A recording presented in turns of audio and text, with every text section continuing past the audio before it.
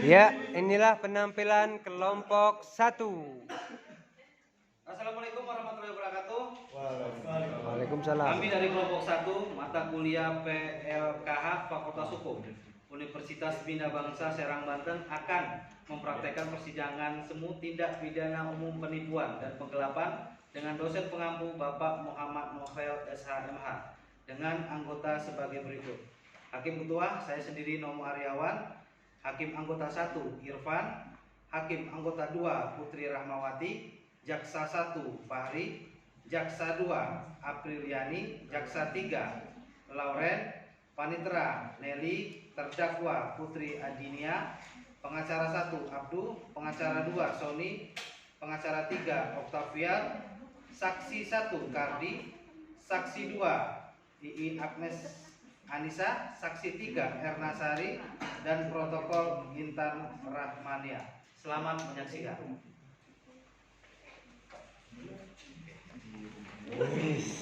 Si paling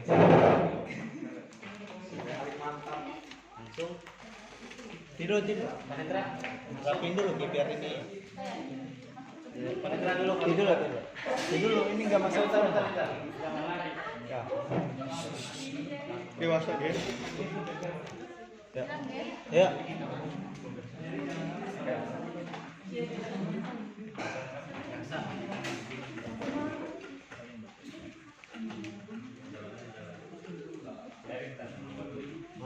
masuk pengacara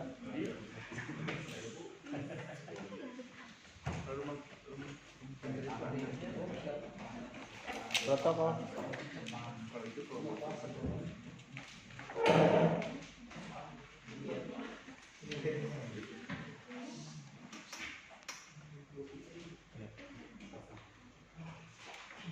Assalamualaikum warahmatullahi wabarakatuh. Selamat siang, salam sejahtera bagi kita semua. Sidang dengan nomor register perkara PDM 69-Serang-01-2020 dengan terdakwa Putri Adinia akan segera dimulai. Pembacaan tata tertib sidang pembukaan kata-kata. Seluruh pengunjung mohon memperhatikan tata tertib persidangan. 1. Para hadirin dimohon untuk berdiri pada saat majelis hakim memasuki dan meninggalkan ruang sidang. 2. Dalam ruang sidang, semua peserta wajib menunjukkan sikap hormat kepada pengadilan. 3. Selama sidang berlangsung, para pengunjung sidang harus duduk dengan sopan dan tertib di tempat masing-masing. 4. Pengambilan foto, rekaman suara atau rekaman TV harus meminta izin kepada hakim ketua sidang. 5.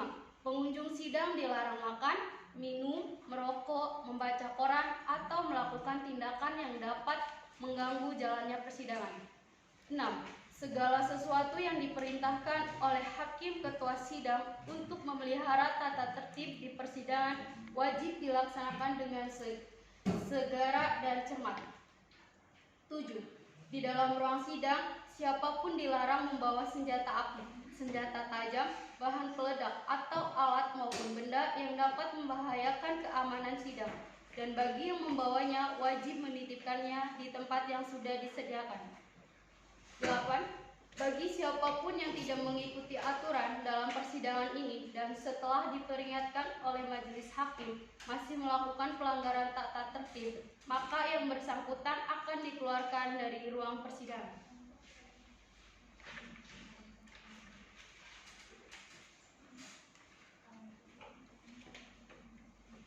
Majelis hakim memasuki ruangan persidangan. Hadirin dimohon untuk berdiri.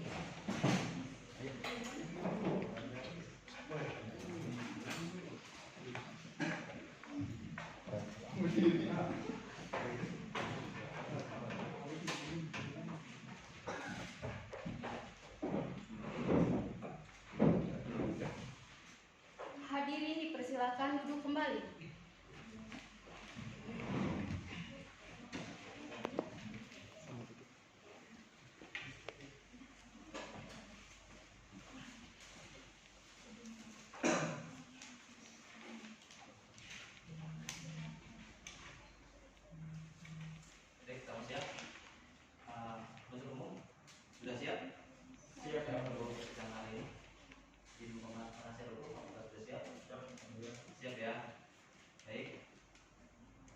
Sidang Pengadilan Negeri Serang yang memeriksa perkara pidana nomor PDM 69 garing Serang garing 01 garing 2020 atas nama terdakwa Putri Adinia binti Ismail pada hari ini tanggal 12 April 2020 dinyatakan dibuka dan terbuka untuk umum.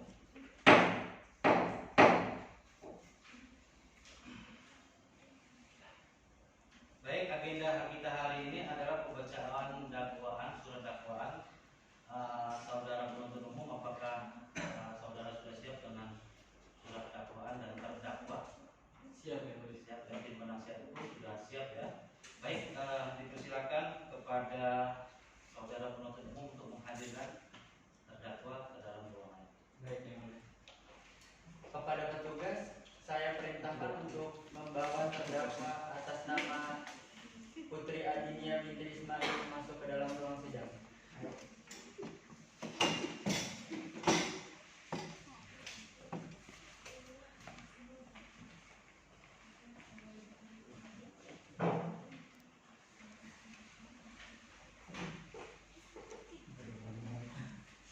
Baik, saudari terdakwa, apa kabar? Apakah Anda sehat hari ini? Siap untuk mengikuti persidangan?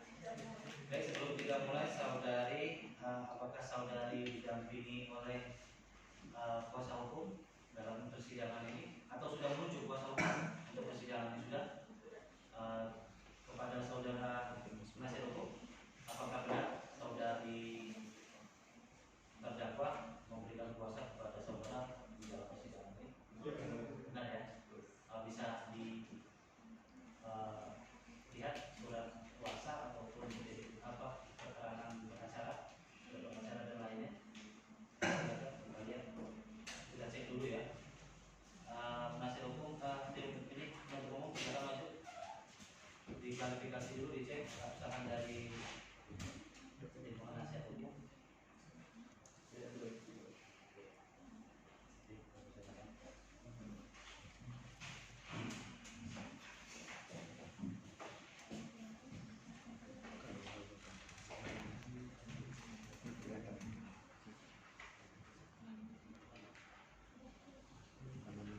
Baik, saudari terdakwa, sebelumnya kita akan mengecek identitas saudari terdakwa. Nama?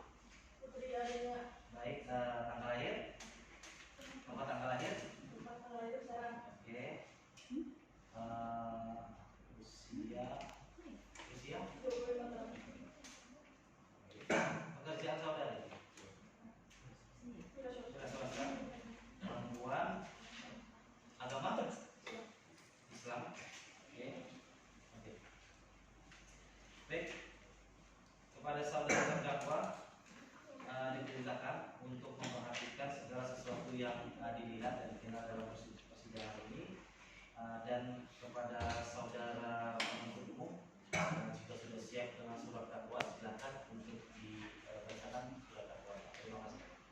Baik, yang mulia, terima kasih. Kami akan membacakan surat dakwaan. Kejaksaan Negeri Serang untuk keadilan. Surat dakwaan nomor registrasi perkara PDM strip 69 garis miring Serang garis miring 01 garis miring 2020. Identitas terdakwa: nama lengkap Putri Adinia binti Ismail, tempat lahir Serang, umur tanggal lahir 25 tahun 22 Mei 1997, jenis kelamin perempuan, kebangsaan Indonesia, tempat tinggal Banten Indah Permai Blok D1 nomor 1 RT 1 RW 1 Kelurahan atau Kecamatan Unyur Kota Serang. Agama Islam, pekerjaan karyawan swasta, pendidikan sarjana.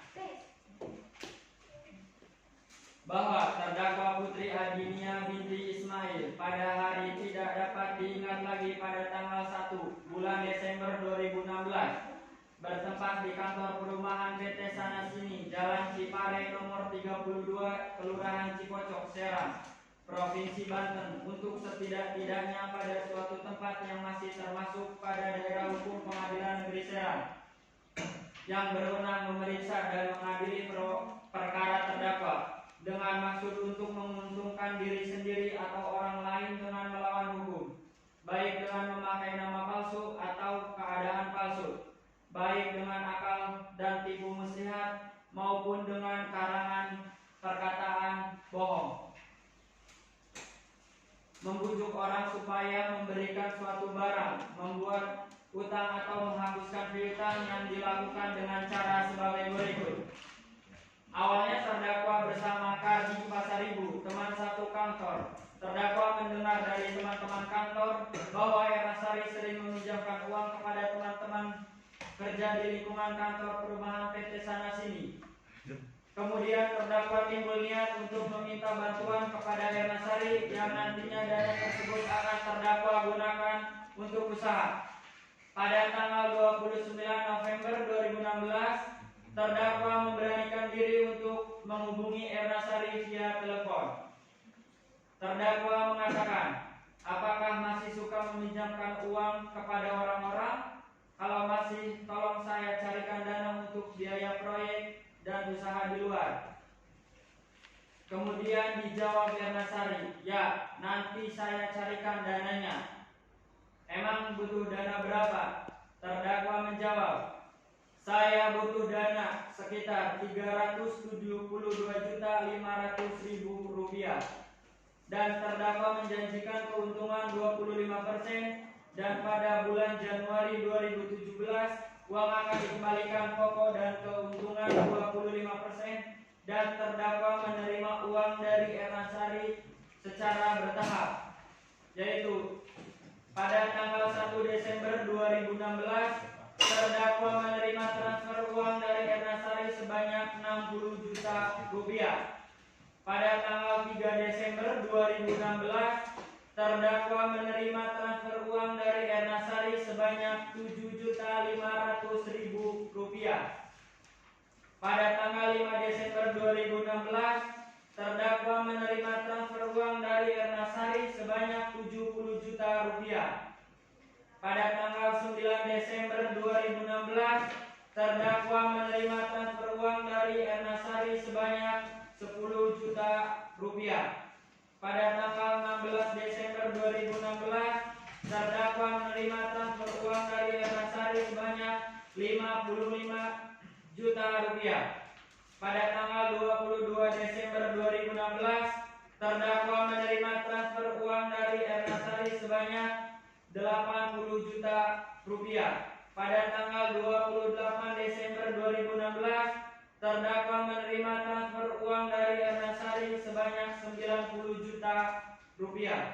Setelah uang berada pada terdakwa, uang tersebut terdakwa gunakan untuk usaha kuliner nasi kucing, angkringan, jual beli tas secara kredit, jual beli jam tangan, jual pulsa. Selain untuk usaha, juga terdakwa gunakan untuk membayar cicilan rumah per bulan Rp1.200.000 selama 15 bulan, membayar cicilan sepeda motor Yamaha Mio selama 10 bulan, per bulan Rp600.000, untuk membeli satu mobil Nissan Grand Livina tahun 2007, nomor polisi B3GAL seharga Rp79 juta.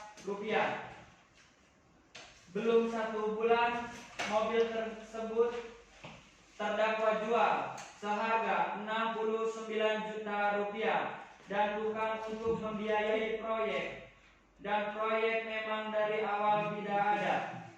Pada akhir Desember 2016, Ernasari menanyakan dana yang terdakwa terima dan menanyakan kejelasan proyek yang terdakwa janjikan. Karena terdakwa bingung memang tidak ada proyek, kemudian terdakwa menyerahkan foto koran terkait proyek yang menunggak, dan terdakwa mengatakan kepada Ernasari bahwa terdakwa belum bisa untuk melunasi uang yang terdakwa terima tersebut.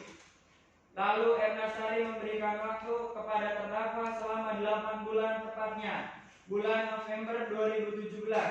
Terdakwa harus sudah melunasi atau mengembalikan uang senilai Rp372.500.000. Namun sampai sekarang terdakwa tidak bisa mengembalikan uang tersebut. Kemudian terdakwa dilaporkan oleh Ernasari ke pihak yang berwajib. Akibat dari perbuatan terdakwa, Ernasari menderita kerugian sebesar Rp372.500.000. Perbuatan terdakwa sebagaimana diatur dan diancam pidana dalam pasal 378 KUHP. Kedua, bahwa terdakwa Putri Adinia binti Ismail pada hari tidak dapat diingat lagi pada tanggal 1 bulan Desember 2016 bertempat di kantor perumahan PT Sanasini Jalan Ciparen nomor 32 Kelurahan Cipocok, Serang, Provinsi Banten, atau setidak-tidaknya pada suatu tempat yang masih termasuk pada daerah hukum Pengadilan Negeri Serang yang berwenang memeriksa dan mengadili perkara terdakwa dengan sengaja dan melawan hukum memiliki barang sesuatu yang seluruhnya atau sebagian kepunyaan orang lain, tetapi yang ada dalam kekuasaannya bukan karena kejahatan yang dilakukan dengan cara sebagai berikut. Awalnya terdakwa bersama Kardi Samosir, teman satu kantornya. Terdakwa mendengar dari teman-teman kantor bahwa Ernasari sering meminjamkan uang kepada teman-teman kerja di lingkungan kantor perumahan PT Sanasini. Kemudian terdakwa timbul niat untuk meminta bantuan kepada Ernasari yang nantinya dana tersebut akan terdakwa gunakan untuk usaha. Pada tanggal 29 November 2016, terdakwa memberanikan diri untuk menghubungi Ernasari via telepon. Terdakwa mengatakan, apakah masih suka meminjamkan uang kepada orang-orang? Kalau masih, tolong saya carikan dana untuk biaya proyek dan usaha di luar. Kemudian dijawab oleh Ernasari, ya nanti dicarikan dananya. Emang butuh dana berapa? Terdakwa menjawab, saya butuh dana sekitar Rp372.500.000. Dan terdakwa menjanjikan keuntungan 25%, dan pada bulan Januari 2017 uang akan dikembalikan pokok dan keuntungan 25%, dan terdakwa menerima uang dari Ernasari secara bertahap, yaitu pada tanggal 1 Desember 2016 terdakwa menerima transfer uang dari Ernasari sebanyak Rp60 juta. Pada tanggal 3 Desember 2016 terdakwa menerima transfer uang dari Ernasari sebanyak Rp7.500.000. Pada tanggal 5 Desember 2016 terdakwa menerima transfer uang dari Ernasari sebanyak Rp70 juta. Pada tanggal 9 Desember 2016 terdakwa menerima transfer uang dari Ernasari sebanyak Rp10 juta. Pada tanggal 16 Desember 2016 terdakwa menerima transfer uang dari Ernasari sebanyak Rp55 juta.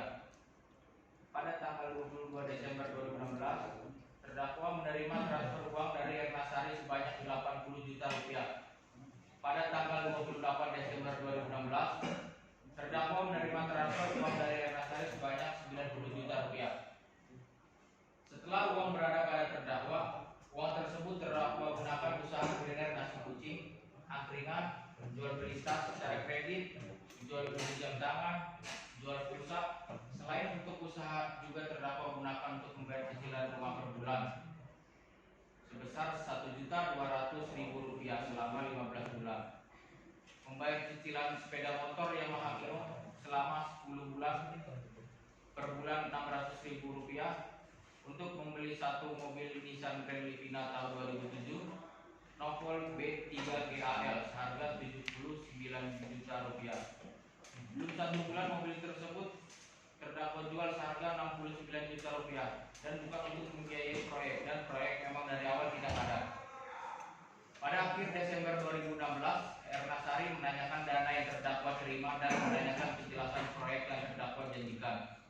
Karena terdakwa bingung memang tidak ada proyek, kemudian terdakwa menyerahkan foto koran terkait proyek yang menunggak, dan terdakwa mengatakan kepada Ernasari bahwa terdakwa belum bisa untuk melunasi uang yang terdakwa terima tersebut. Lalu Ernasari memberikan waktu kepada terdakwa selama 8 bulan, tepatnya bulan November 2017. Terdakwa harus sudah melunasi atau mengembalikan uang senilai Rp372.500.000. Namun sampai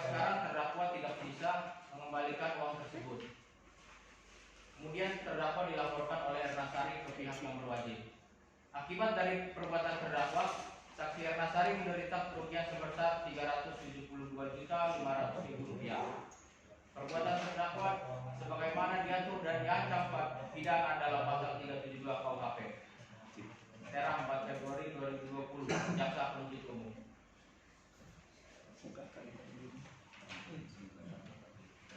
Baik, pada saudara terdakwa, apakah saudari memahami dan mengerti semua isi dakwaan dari penuntut umum?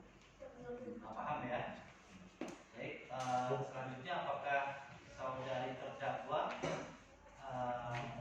ingin melakukan eksepsi untuk pembelaan terhadap tuntutan dakwaan dari penuntut umum?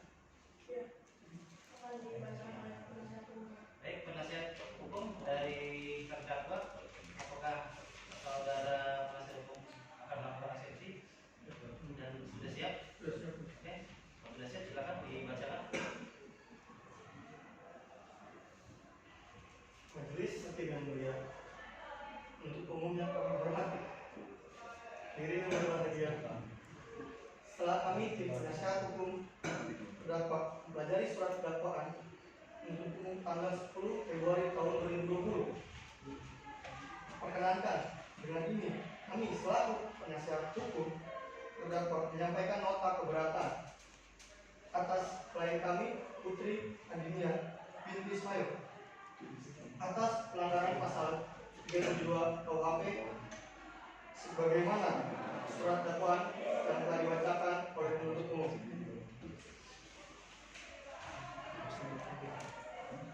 Agar tidak lebih jauh merugikan nama baik tersangka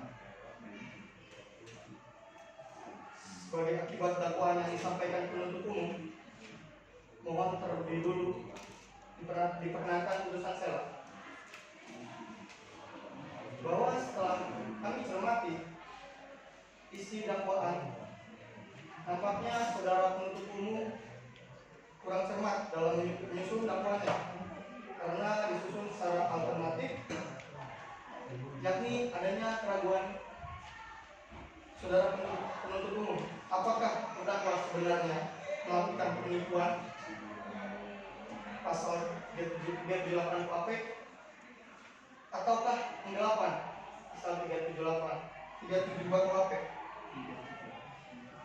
Bahwa dalam hal ini terdakwa sebenarnya bertikad baik karena terdakwa berniat membayar hutangnya dan tidak ada niatan sama sekali untuk menghindari lunasan atau atas hutang-hutangnya. Dan selanjutnya, berdasarkan dalil-dalil sebagaimana tersebut di atas, kami tim penasihat hukum terdakwa berpendapat bahwa surat dakwaan saudara penuntut umum adalah tidak tepat atau dan tidak profesional serta mengada-ngada. Untuk itu, kami mohon agar dakwaan penuntut umum dibatalkan atau tidak dapat diterima. Demikian nota keberatan ini kami sampaikan, dan sekali lagi kami mohon terlebih dahulu dijatuhkan putusan sela demi hukum dan hak asasi terdakwa yang dilindungi oleh undang-undang. Atas kesempatan yang diberikan, Ketua dan anggota majelis sampaikan terima kasih. Penasihat hukum. Baik, terima kasih penasihat hukum. Bagaimana penuntut umum? Apakah ada tanggapan terhadap eksepsi? Silakan. Baik yang mulia, kami penuntut umum tetap dengan pendirian kami yang tertuang dalam surat dakwaan. Kami juga menolak penasihat hukum, menolak eksepsi penasihat hukum. Eksepsi maksudnya.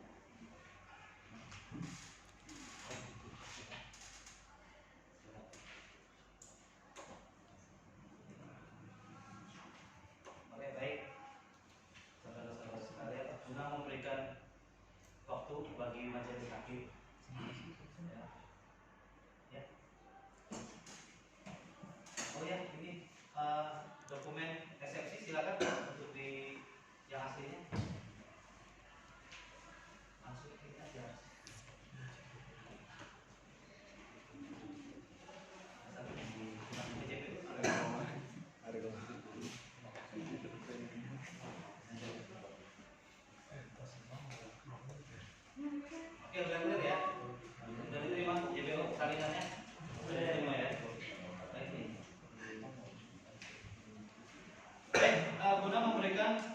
bagi majelis hakim untuk merumuskan dan mempertimbangkan putusan serah, maka sidang akan kita tunda selama 7 hari ke depan dari hari ini, yaitu pada tanggal 19 April 2020 kepada penuntut umum dan kepada penasihat hukum dan terdakwa untuk hadir dalam persidangan tanpa surat panggilan resmi, karena panggilan dalam persidangan merupakan panggilan resmi. Baik, sidang hari ini kita tutup.